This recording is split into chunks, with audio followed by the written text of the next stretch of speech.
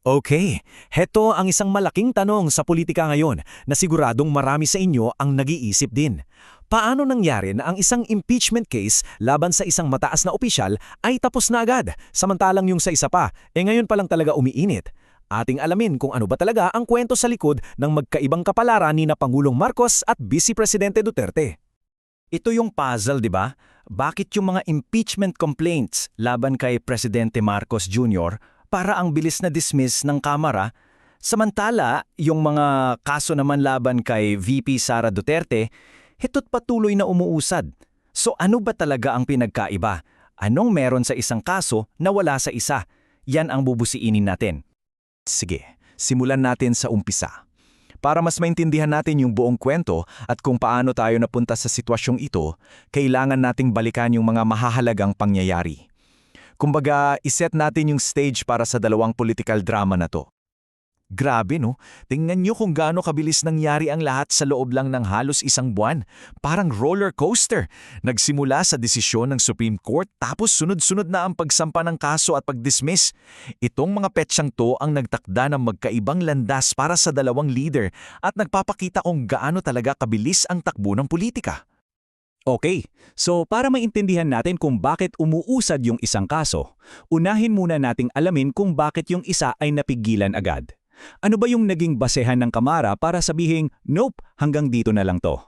So, heto yung mga isinampang reklamo laban sa Pangulo. Medyo malawak ang sakop, di ba? Mula sa issue ng ICC at foreign policy, may mga personal na alegasyon hanggang sa mga technical na bagay tulad nitong BBM parametric formula sa budget. Kumbaga, isang halong-halong set ng mga akusasyon. Pero, eto yung naging hatol ng House Committee on Justice. Prangka, diretsahan at walang paligoy-ligoy. Para sa kanila, lahat ng reklamo ay bumagsak sa isang dahilan. Kulang daw sa pinakaimportante at hindi pwedeng mawala na sangkap. At ito nga yung sangkap na yun, sufficiency in substance. Ano ba to? Well, sa simpleng salita, hindi pwedeng sabi-sabi lang. Kailangan may pruweba. Kailangan may konkretong ebidensya na nagpapakita ng mga tunay na pangyayari. Hindi pwedeng base lang sa nabasa mo sa news o sa tingin mo ay ilegal.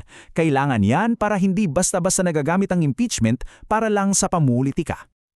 O sige, ngayong alam na natin kung bakit na-dismiss yung isa, punta naman tayo sa kaso laban kay Vice Presidente Duterte. At dito mga kaibigan, makikita ninyo kung bakit ibang-iba ang naging takbo ng istorya. Dito na kasi pumapasok yung mga dokumento at testimonya. Unang-una, itong numerong ito. At hindi ito galing sa kung saan-saan lang ha, galing ito mismo sa opisyal na report ng Commission on Audit o COA. Sinasabi nila na itong napakalaking halaga na ito na ginastos sa loob lang ng 11 araw ay hindi tama ang pagkakagastos. At kapag COA na ang nagsabi, mabigat yan.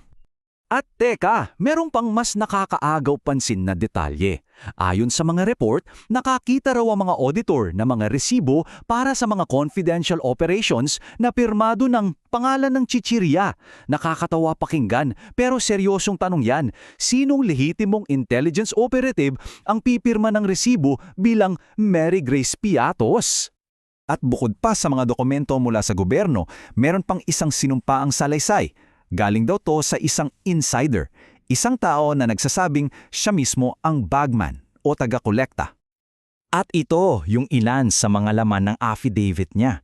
Grabe, parang eksena sa pelikula, di ba? Pero ang bigat nito kasi isa itong sworn statement. Ibig sabihin, pananagutan niya sa batas ang lahat ng sinasabi niya.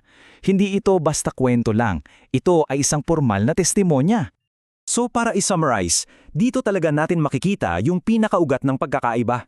Sa kaso ni Marcos, ang mga reklamo ay tungkol sa mga pulisiya, mga desisyon niya bilang Pangulo.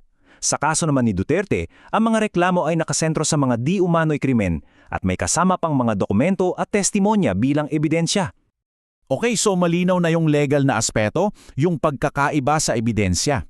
Pero alam naman nating lahat, ang impeachment, hindi lang yan puro legal. Malaking-malaki ang papel ng politika. So silipin naman natin kung paano gumagalaw ang mga pyesa sa political chessboard. Anong meron sa numerong 103? Well, yan ang magic number sa House of Representatives. Kapag nakuha ng mga nagsusulong ng impeachment ang 103 na boto o 1/3 ng lahat ng miyembro, hindi na yan kailangan dumaan sa mahabang proseso sa komite.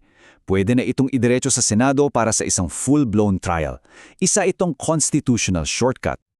At dito talaga nagiging mas komplikado at interesante ang lahat.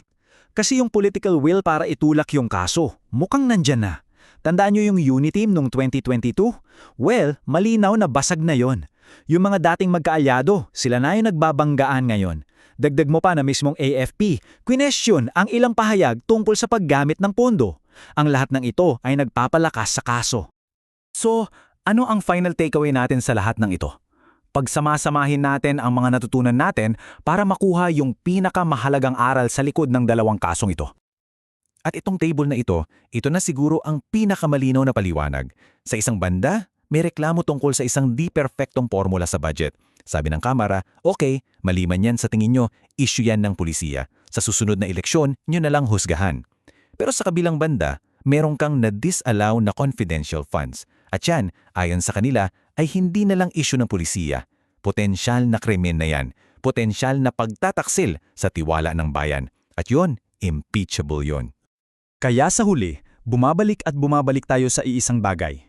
Sa laro ng impeachment, hindi sapat ang ingay, hindi sapat ang opinyon, hindi sapat ang politika lamang.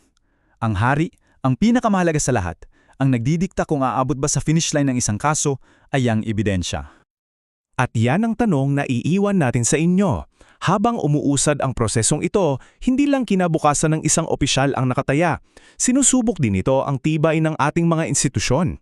Magtatagumpay ba ang sistema ng checks and balances? Yan ang aabangan nating lahat.